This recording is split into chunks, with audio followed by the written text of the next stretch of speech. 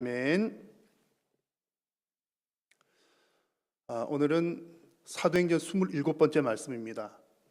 성경의 책을 계속 이렇게 한 권을 쭉 해나가면 여러분 어떻게 느끼실지 모르겠는데 조금 지루하신 분들이 있을 수도 있고요. 또 같은 맥락이 계속 반복이 되니까 또 어떤 분들은 이제 맥락을 쭉 잡아 나가니까 너무너무 좋은 분들이 있으실 수도 있겠습니다. 그러나 우리의 이제 마음 받아들이는 것은 뭐 어떠하든 간에 하나님께서 우리에게 주시는 말씀을 우리는 이제 빠뜨리지 않고 다 좀 들어야 되겠다라고 하는 그런 마음으로 성경에 이제 한 권씩을 이렇게 말씀을 전하고 있습니다. 지난주에 들었던 말씀 여러분 기억나십니까?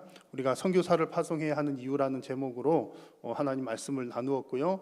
그래서 선교사님들 얘기, 또 이제 바울과 바나바 일행들이 선교사로 파송을 받는 그런 얘기들을 함께 나누었습니다. 자, 여러분 성경에 나오는 오늘 바울의 이야기나 또 선교사님들의 얘기를 들으면 어떤 마음이 드십니까? 어떤 생각이 드시나요? 아마 이런 생각을 가지신 분들이 좀 덜어 있지 않을까 생각합니다. 정말 선교하시는 분들은 너무 대단해, 너무 훌륭하고 헌신도 하고 대단하신데 내 인생은 그냥 그저 그런 것 같아. 나는 그냥 뭐 하나님 믿기는 믿지만 뭐 별것 아닌 인생 같아. 혹시 여러분 그런 생각 드실지도 모르겠습니다. 오늘 읽은 사도행전 14장의 내용도요. 오늘 사회자가 읽은 부분은 7절까지 읽었지만 14장 전체를 설교를 할 텐데 정말 선교사들의 바울 일행의 놀라운 전도하는 역사를 보여주는 그런 내용입니다. 자, 그런데 이런 대단한 선교 사역들을 보면서 저는 또 한편으로 이런 생각을 하게 되었습니다. 성경에 나오는 놀라운 선교 사역자들, 또 지금 저 먼 곳에 나가서 선교하는 선교사님들, 그들의 사역만 대단하고 훌륭한 것이 아니라 우리 성도님들의 인생 자체가 선교 사역이다 라는 그런 생각이 듭니다. 우리 각자의 직장에서, 또 특별히 믿지 않는 가정에서, 그리고 삶의 모든 처소에서 우리 성도님들이 나는 예수 믿는 사람입니다 라고 하는 그리스도인으로 살아가는 것, 그것 자체가 선교적으로 살아가는 일입니다. 왜냐하면 오늘 성경에서도 많은 성도님, 많은 선교사들이 이제 복음을 전하면서 여러 가지 어려움들을 만나기도 하는데 성도들의 인생도 똑같잖아요. 내가 예수님 믿는다는 그 이유 한 가지만으로 내가 신앙대로 살겠다라고 결단하고 살아갈 때에 그것 때문에 오는 불이익과 또 핍박과 환난과 역경과 어려움들이 얼마나 많습니까? 그래서 우리가 지금 사도행전 말씀 나눌 때 지금 계속 전도하는 내용들이 나오거든요. 이 선교사의 이야기인데 이 선교 사역들을 보시면서 선교사님들 훌륭합니다. 그런 생각만 갖고 말씀을 들으실 것이 아니라 오늘 이 말씀이 우리의 삶의 현장 자체가 선교지라고 하는 생각을 가지시고 하나님께서 삶의 선교사로 파송하신 나에게 주시는 말씀이로구나, 이렇게 하나님의 말씀을 함께 받을 수 있기를 바랍니다. 그래서 하나님께서 나의 선교 현장에서 원하시는 지혜로운 신앙생활이 무엇인지를 우리가 함께 발견하셔서 성숙한 신앙인들이 다 될 수 있기를 바랍니다. 바울이 가는 곳곳마다 많은 어떤 그 전도의 열매들이 맺혔습니다. 그런 거 보면 참 대단하다는 생각들이 들잖아요. 많은 회심자들이 생겼고, 그 지난번 말씀 나누었던 비시디아 안디옥에서도 바울이 막 설교했을 때에 회심하고 돌아온 믿기로 작정된 자들은 다 믿었더라, 이런 말씀이 나왔고, 또 그 온 지역에 복음이 두루 잘 퍼졌더라, 이런 말씀들도 나왔습니다. 지난번 말씀 혹시 기억하시기 위해서 제가 지도를 한번 보여드리면서 여러분 대략 눈에만 좀 익혀 놓으시면 되겠습니다. 한번 지도를 보시면 이제 지난주 13장에 나누었던 말씀은요, 수리아 안디옥, 이제 시리아라고 할 수 있죠. 수리아 안디옥에서 바울과 바나바 일행들이 복음을 들고 출발을 했습니다. 그래서 지중해 중간에 있는 구브로라고 하는 섬, 이 섬은 바나바의 고향이기도 했죠. 구브로라고 하는 섬에 가서 살라미와 바보 지역에서 복음을 전하고 또 배를 타고 가서 밤빌리아에 있는 버가라고 하는 곳을 지나 이제 온갖 이제 이렇게 꾸불꾸불한 산길, 힘들고 험난한 길을 거쳐서 비시디아에 있는 안디옥까지 간 이야기, 그리고 여기서 바울이 설교를 했던 이야기, 이 이야기가 사도행전 13장의 내용이었습니다. 오늘 나누는 14장의 내용은요, 이제 여기 비시디 안디옥으로부터 시작해서 이고니온이라고 하는 곳으로 가서 복음을 전하고, 그 아래쪽에 있는 루스드라라고 하는 루스드라 이야기가 오늘 많이 나올 겁니다. 이 중간쯤에 있는 루스드라라고 하는 곳에서 복음을 전하고, 또 더베라고 하는 곳까지 복음을 전하는 내용입니다. 그리고 14장 마지막 부분에 가서 보면 이렇게까지 쭉 복음을 전하고 왔다가 다시 안디옥으로 돌아가요. 안디옥으로 돌아가면서 왔던 전도했던 길을 돌아가면서 제자들을 더 굳건하게 세우고, 다시 파송을 받았던 수리아 안디옥으로 가는 이야기가 오늘 함께 나눌 14장의 그런 내용들입니다. 이런 이제 대략적인 내용을 가지고 이렇게 진행을 하는데요. 오늘은 여기 위쪽에 있는 이고니온이라고 하는 곳의 이야기부터 시작을 하겠습니다. 자, 오늘 말씀의 본문에 이고니온이라고 하는 이름이 나왔는데, 이 이고니온에 가서도 이제 바울과 일행들이 복음을 전하는 겁니다. 복음을 전하니까 복음의 열매를 많이 맺었어요. 뭐 유다인이든 헬라인이든 할 것 없이 허다한 무리가 하나님께로 돌아왔더라, 그렇게 말씀을 전합니다. 자, 그런데 이렇게 똑같이 설교를 하는데 뭐 수많은 사람 100명, 200명, 1000명, 뭐 10,000명 있다고 가정했을 때에 똑같은 말씀을 전해도 어떤 사람은 믿고 돌아오는 사람이 있는가 하면 아무리 말씀을 전해도 또 믿지 않는 사람들도 있고요. 오히려 더 반대하는 반대자들도 있습니다. 그래서 지난번 했던 안디옥의 말씀에서도 보면 복음을 많이 듣고 회심하는 자들도 많았지만 오히려 바울과 바나바를 박해하고 또 그 지역에서 쫓아낸 사람들도 있었습니다. 그래서 그렇게 안디옥에서 쫓겨나다시피 해서 온 곳이 오늘 이제 말씀이 시작되는 이고니온이라고 하는 곳입니다. 이곳 이고니온에서도 역시 마찬가지로 믿는 사람들도 있었지만 하나님 말씀에 순종하지 않는 사람들도 있었습니다. 반대자들이 있었던 거죠. 여러분, 물론 우리가 하나님의 말씀에는 능력이 있고 결국에는 하나님께서 승리하게 하실 줄로 우리는 믿습니다. 여러분 믿으십니까? 결국에는 교회가 승리하고 성도들이 승리합니다. 하나님께서 승리자이시기 때문이죠. 자, 그런데 그 모든 과정들을 보면 궁극적으로는 승리하지만 이 땅 살아가는 동안 그 과정에서는 항상 반대자들이 존재합니다. 그래서 그것이 우리 성도들에게는 환난이 되는 것이죠.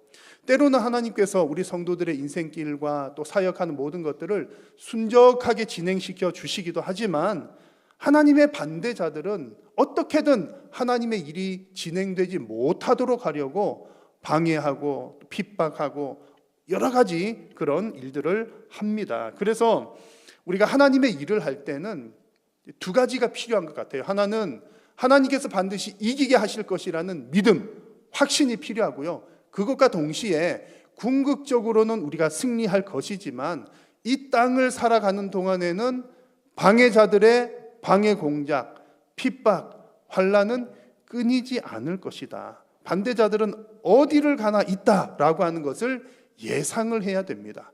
그래서 우리가 이런 믿음과 그래도 반대자들이 있을 거야 라고 하는 그런 어떤 예상을 가지고 있을 때에 하나님의 일을 하다가 환난과 핍박을 만나더라도 우리는 담대하게 그 상황을 대할 수가 있는 것입니다. 오늘 말씀에서 사도들도 그런 모습을 보였습니다.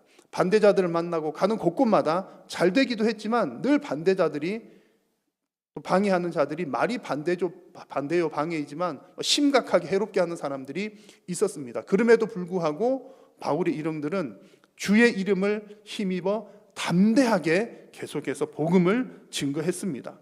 여러분, 이 담대함은 하나님으로부터 나오는 담대함입니다. 그래서 오늘 말씀에서도 주를 힘입어 담대하게 전했다, 그렇게 말씀합니다.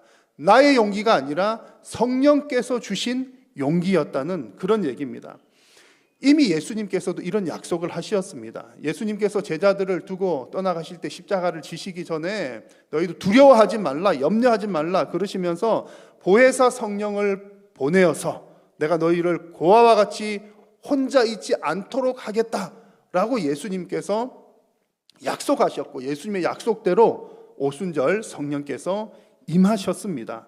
우리가 예수님의 이 말씀을 믿는다면 이 말씀을 힘입어서 어떤 환난과 역경 가운데서도 담대하게 지낼 수가 있는 것입니다.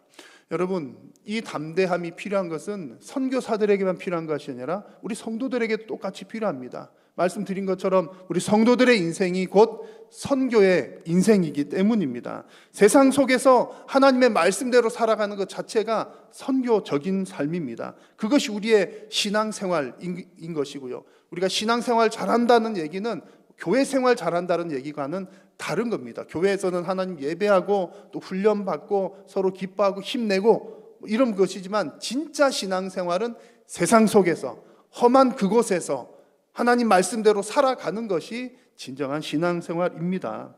그래서 성도가 이렇게 세상 속에서 하나님 말씀대로 살아가고자 할 때에 어떤 사람들은 성도들의 모습을 보면서 나도 저 사람처럼 살아야 되겠다 그런 마음을 가지고 성도를 통해 하나님을 보고 회개하는 사람들도 있는가 하면 또 때로는 성도들의 그런 삶을 두고 나쁘게 평가하거나 비난하거나 핍박하는 사람들, 반대자들도 반드시 존재하는 겁니다. 그래서 하나님께서는 그러한 우리 성도들의 인생의 상황을 염두에 두고서 우리 성도들을 향해서 담대하라 이렇게 말씀을 하고 계십니다.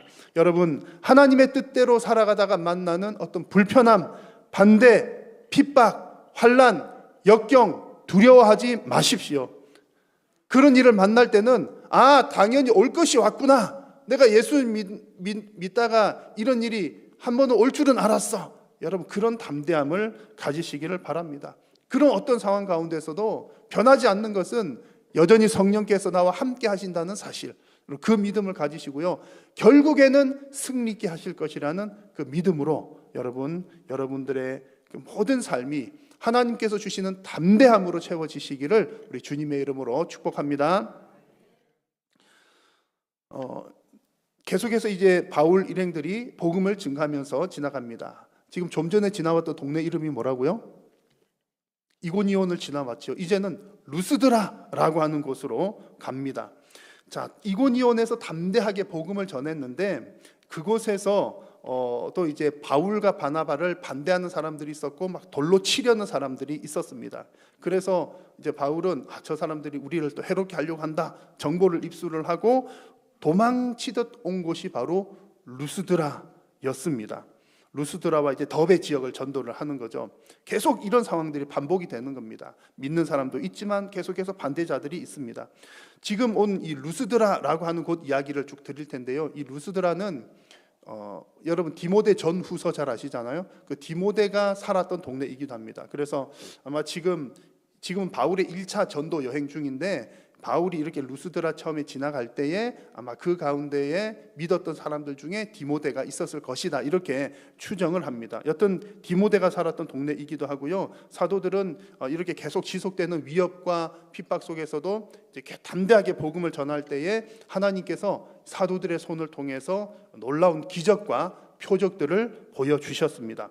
특히 이곳 루스드라에서는 정말 놀라운 기적이 일어나게 되었는데 그 놀라운 기적은 태어날 때부터 걷지 못했던 사람이 이제 벌떡 일어나서 걷게 되는 그런 기적이 일어났습니다. 여러분, 날 때부터 걷지 못했던 사람이 걸었다니까요. 이런 기적이 일어났는데 여러분 감동이 없으시군요.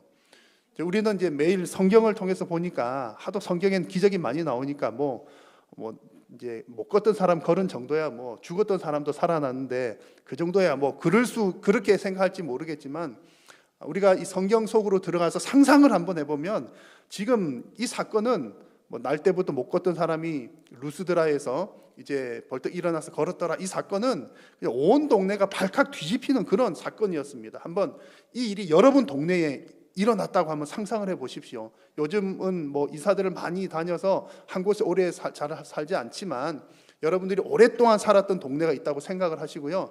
그 동네에 결혼은 했는데 한 10년이 넘도록 애가 없는 집이 있었어요. 아이가 생기지 않는 겁니다. 그러다가 한 10년쯤 됐을 때에 아이가 생겼어요. 그러니까 온 동네 사람들이 다 그냥 이웃 사촌이니까 기뻐하고 축하하고 축하한다 막 그랬습니다. 그리고 아이가 태어났습니다. 태어날 때도 막 축하를 했죠.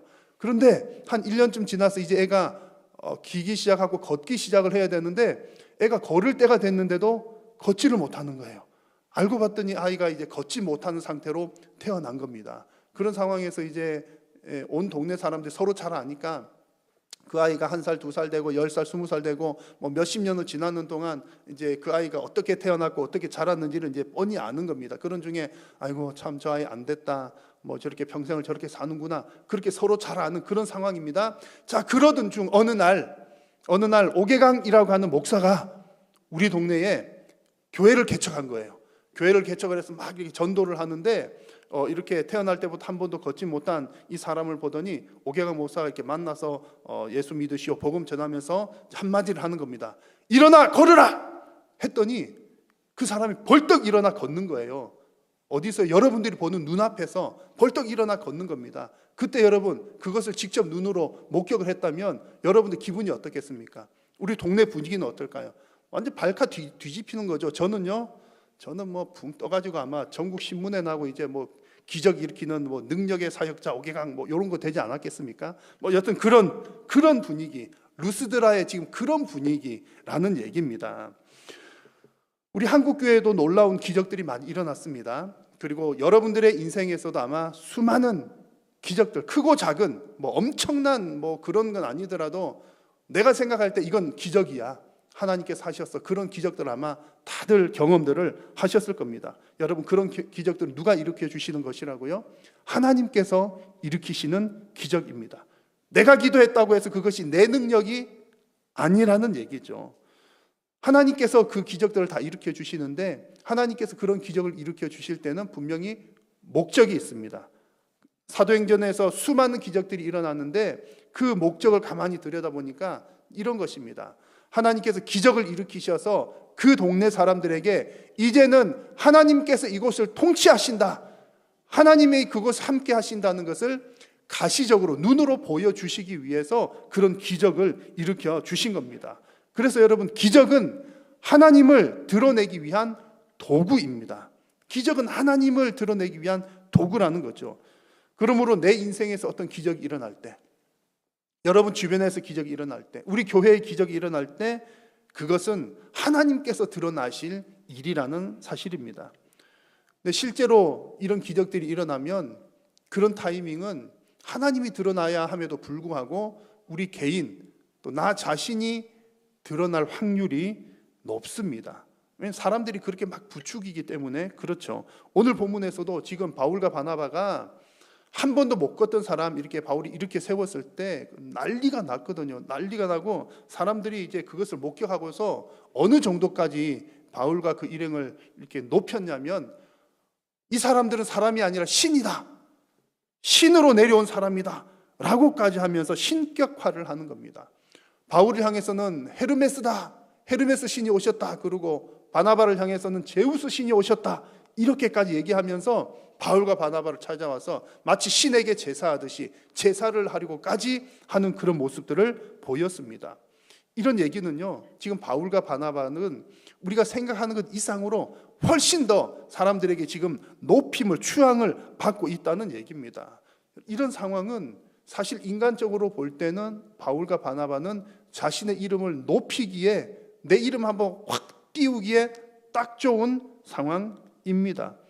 어떻든 하나님의 하신 일이라고 우리 고백은 하지만 내 손을 통해서 그 일이 일어났잖아요. 하나님께서 눈에 보이게 나타나신 것이 아니라 그 사도들을 통해서, 사도들의 손을 통해서 그 일을 하시니까 일단 사람들은 그 사도를 먼저 보는 겁니다. 그러니까 마음만 어떻게 잘못 먹으면 그래 내가 했어 라고 하면서 나를 올릴 만한 상황인 겁니다. 그러나 그때는 오직 하나님의 영광만 드러내어야 하는 것이지요. 기적과 능력은 오직 하나님을 드러내기 위한 수단이기 때문입니다.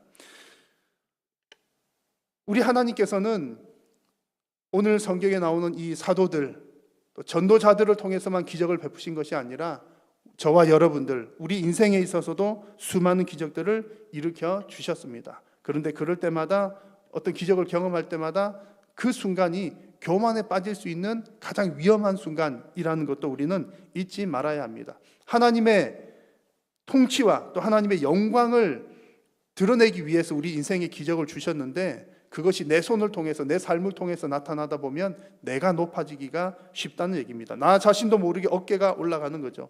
그래서 실제로 이 타이밍에 교만에 빠져서 넘어지는 사람들이 대단히 많았습니다.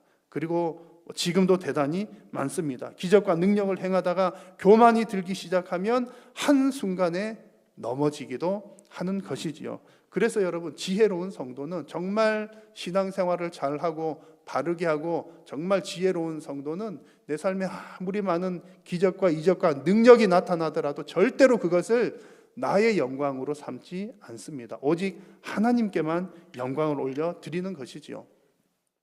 오늘 성경에 보니까 이제 바울과 바나바도 사람들이 이렇게 다가와가지고 막 높이려고 했을 때에 이러다 큰일 나겠다, 그런 어떤 영적인 감이 있잖아요. 큰일 나겠다 싶어서 이제 그 사람들을 제지하고 말립니다. 그리고 오직 하나님께만 영광을 올려드리죠. 오늘 15절 말씀을 같이 한번 읽어보겠습니다. 시작. 이르되 여러분이여 어찌하여 이러한 일을 하느냐. 우리도 여러분과 같은 성령을 가진 사람이라. 여러분에게 복음을 전하는 것은 하나님께로 돌아오게 함이라. 아멘. 와서 제사하려고 하는 사람들을 향해서 바울이 하는 얘기입니다. 여러분 이러지 마십시오. 우리도 똑같은 사람입니다. 우리는 신 아닙니다. 이렇게 놀라운 기적이 나타난 것은 하나님께서 여러분들을 회개시키고 하나님께로 돌이키기 위해서 이런 일들을 행하신 것 뿐입니다 라고 얘기하면서 오직 하나님께만 영광을 올려드립니다. 사랑하는 성도 여러분, 여러분의 인생에 어려운 일이 있을 때, 힘든 일이 있을 때, 무슨 문제가 생겼을 때에 여러분, 하나님께서 여러분에게 기적을 베풀어 주시기를 간절히 소망합니다. 근데 더 간절히 소망하는 것은 하나님께서 여러분들에게 기적을 베풀어 주셨을 때 절대 교만하지 마시고 모든 영광을 하나님 앞에 올려드리는 지혜로운 성도님들 다 되시기를 주님의 이름으로 축복합니다. 자, 이렇게 한없이 높임을 받던 바울 일행이 이제 하늘 끝까지 찌를 듯한 그런 높임을 받던 바울 일행이 이제 사람들을 잠잠하게 했습니다. 하나님께만 영광 올려드렸습니다. 자, 그러면 그 다음에는 어떤 이야기들이 펼쳐질까요? 우리가 이쯤 되면 이제 동화 같은 이야기 혹은 우리가 기대하는 이야기는 그래 하나님께만 영광을 올려드렸으니 이제 바울과 바나바의 인생은 탄탄대로였더라. 이제 다시는 환난과 근심이 없었더라. 그런 얘기가 나올 법하고 또 그런 얘기를 기대할 만도 합니다. 그런데 오늘 성경 본문에서는, 오늘 이 상황에서는 그런 기대와는 전혀 다르게 오히려 하나님께 영광 올려드렸으면 하나님이 나도 높여주시겠지 이런 기대를 할 만한데, 오히려 이 일이 있은 이후에 바울은 더 힘들고 어려운 환난 속으로 빠지게 됩니다. 조금 전까지만 해도 바울과 바나바를 그렇게 추앙했던 사람들이 순식간에 돌아섰기 때문입니다. 완전히 돌변을 하게 된 겁니다. 19절 말씀을 보니까 유대인들이 안디옥과 이고니온에서 와서 무리를 충동하니, 바울과 바나바를 막 높였던 여기 있던 사람들을 지금 충동질을 했다는 겁니다. 그렇게 해서 그들이 바울과 바나바 대단하다, 신이다, 짱이다 이렇게 했던 그 사람들이 돌변해가지고 돌로 바울을 쳐서 죽은 줄 알고 시외로 끌어내치니라. 죽을 만큼 돌을 던졌다는 겁니다. 사형 집행을 했다는 얘기기도 하고요. 진짜로 이제 다 죽었구나, 죽은 줄 알고 갖다가 버렸다는 그런 얘기입니다. 자, 여러분, 조금 전까지만 해도 그 기적을 보고서 바울, 바나바 대단하다, 신이 내려왔다 이렇게 했던 사람이 어떻게 이렇게 완전 바뀌어가지고, 아무리 누가 이간질을 했다 하지만 이렇게 바뀌어서 오히려 바울을 돌로 쳐 죽이는 일이 생겼을까요? 우리가 쉽게 이해가는 되지 않고 어떻게 사람들이 이럴 수 있지? 라고 생각할 수 있지만 사람이 이럴 수 있습니다. 사람이 이만큼 연약하고 악하다는 얘기죠. 나쁜 사람들만 이렇게 악한 것이 아니라 사실은 내 모습이 그러하고 우리 성도님들의 모습도 그런 경우가 많습니다. 여러분, 하나님께서 여러분의 인생에 놀라운 기적을 일으켜 주셨을 때에 아마 한 번쯤은 여러분 이런 경험들 혹은 고백들 다 하셨을걸요. 하나님께서 내가 정말 어렵고 힘들 때에, 아무런 가능성이 없을 때에 하나님 간절히 기도했더니 하나님이 기적을 일으켜 주셨어요. 그래서 여러분 하나님께 뭐라고 기도하셨습니까? 할렐루야, 하나님 감사합니다 그러면서 내 남은 인생 주를 위해 살겠습니다. 하나님 제가 뭐든지 헌신하겠습니다. 저도 그랬던 적이 있고요. 거의 대부분 성도님들 큰일 한 번쯤 당하신 분들은 거의 하나님 앞에 그렇게 기도했을걸요. 근데 조금만 시간 지나다 보면 하나님, 제가 정말 열심히 살려고 했는데, 하나님 정말 인생을 다 바쳐서 하나님 위해서 뭐 하려고 했는데 이것도 해야 되고 저것도 해야 되고 지금은 좀 그렇네요. 그 열정이 오래 가지 않아서 다 식어지는 경우들이 있습니다. 인간의 마음이 그만큼 연약하다는 거죠. 하여튼 이제 이곳 사람들의 얘기는, 루스드라 사람들의 그 마음은 그랬다 손 치더라도 이제 바울 일행의 얘기를 마음을 한번 보십시오. 바울 일행의 입장에서 볼 때는 그 정도로 이제 내가 좀 높아질 수 있는 상황에서도 높아지지 않고 하나님께만 영광을 올려드렸어요. 그랬다면 우리가 흔히 기대할 수 있는 것은, 그렇게 했더니 그 상황에서도 오직 하나님께만 영광 올려드렸더니 이제 하나님께서 그 사람에게 복을 엄청나게 주셨더라. 그 이후에 바울과 바나바 인생은 탄탄대로였더라. 이제 전혀 환난과 핍박이 없었더라. 그런 얘기가 나오면 딱 좋을 것 같습니다. 자, 그런데 오히려 이 사건에서는 돌로 쳐 그냥 죽였다는 얘기잖아요. 목숨을 잃을 뻔한 커다란 환난에 빠졌다는 얘기입니다. 여러분, 길게 보면 하나님께만 영광을 올려드리는 것이 승리의 길인 줄로 확신을 합니다. 저는 확실히 믿습니다. 하나님께 승리하게 하실 것입니다. 그런데 이 땅을 살아가는 동안에는 하나님의 일을 하다 보면 반드시 환난과 역경이 다가오기도 하고요, 선한 일을 했음에도 불구하고 손해를 보는 경우도 많습니다. 왜냐하면 세상은 하나님께 영광 올리는 것을 싫어하기 때문입니다. 오늘 성경의 모습들이 그것을 보여주고 있는 것이죠.